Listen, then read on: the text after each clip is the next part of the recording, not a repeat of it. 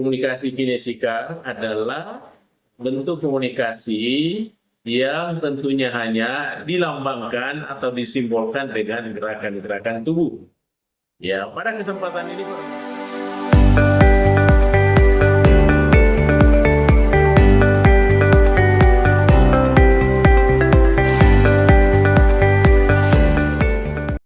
Bismillahirrahmanirrahim. Assalamualaikum warahmatullahi wabarakatuh. Para pemirsa sekalian dimanapun berada, terima kasih tentunya segala atensinya karena selalu menonton channel YouTube kita, Mr. Koronis, komunikasi romantis dan humanis. Baik para pemirsa sekalian dimanapun berada, tentu saja saya menyampaikan penghargaan yang setinggi-tingginya kepada para pemirsa sekalian karena selalu mau menyempatkan waktu untuk menonton salah satu channel YouTube kita yang tentunya selalu berafiliasi, selalu berinteraksi, selalu membicarakan fenomena-fenomena komunikasi.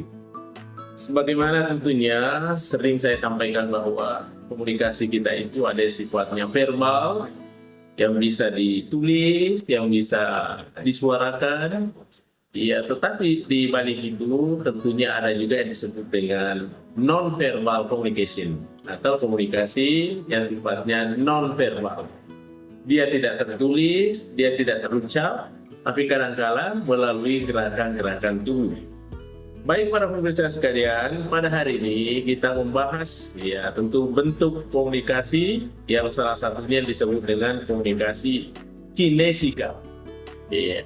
Apa itu komunikasi kinesika para pemirsa sekalian? Tentu komunikasi kinesika adalah bentuk komunikasi yang tentunya hanya dilambangkan atau disimbolkan dengan gerakan-gerakan tubuh.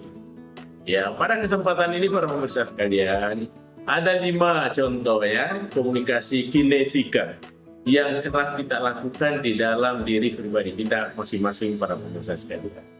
Yang pertama ya, yang paling ekspresif sekali yang selalu kita tentunya saksikan adalah ada yang disebut dengan komunikasi nonverbal atau gerakan tubuh, yaitu ekspresi wajah.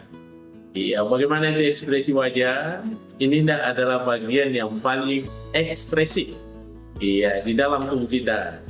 Iya, kadang-kadang kita tersenyum ya. Iya, kadang-kadang agak cemberut ya. Umpama keningnya berkerut ya. Atau ekspresi kaget, itu adalah bagian dari ekspresi wajah kita itu. Tentu saja iya, ketika ada saudara-saudara kita tentunya dalam kelihatan menangis ya, meneteskan air mata, tentu bukan berarti bahwa dia dalam keadaan bersedih. Itu belum tentu. Boleh jadi saja tetesan air matanya itu melambangkan satu kesedihan, tetapi kesedihan yang membahagiakan, bukanlah kesedihan yang menyakitkan. Ya. Ada keterharuan sehingga meneteskan air mata.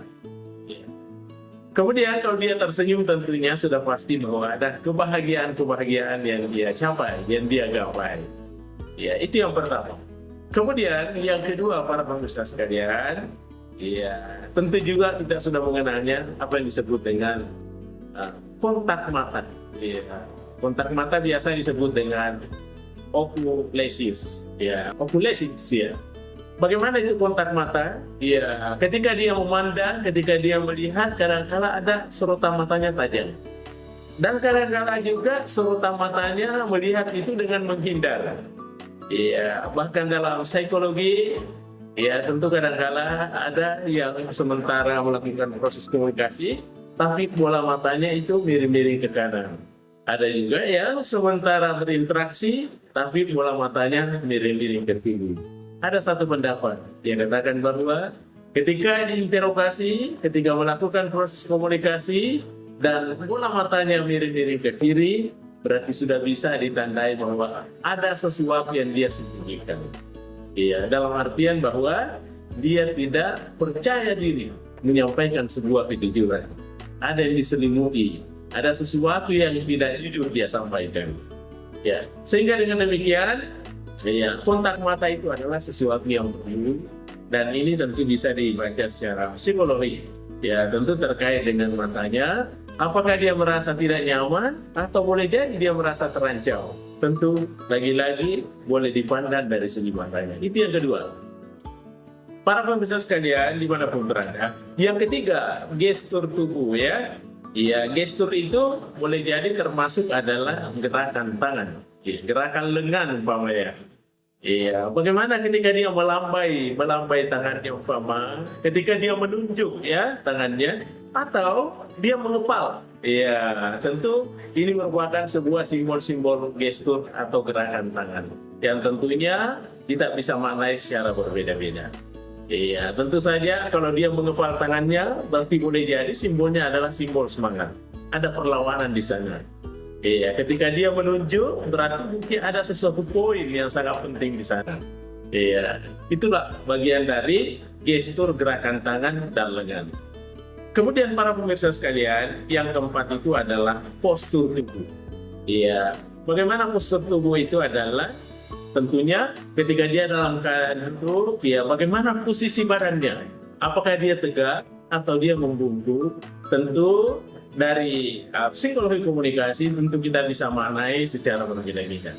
Ketika dia budinya, dia dalam keadaan lurus, tegak, ya boleh jadi dimaknai bahwa di sana ada sebuah kepercayaan.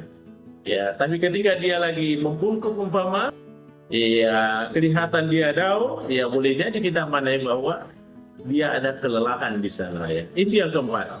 Kemudian terakhir para pemirsa sekalian, yang kelima adalah gerakan kepala. Bagaimana gerakan kepala kita ini ya? Iya, ini merupakan satu simbol-simbol komunikasi yang sifatnya non verbal.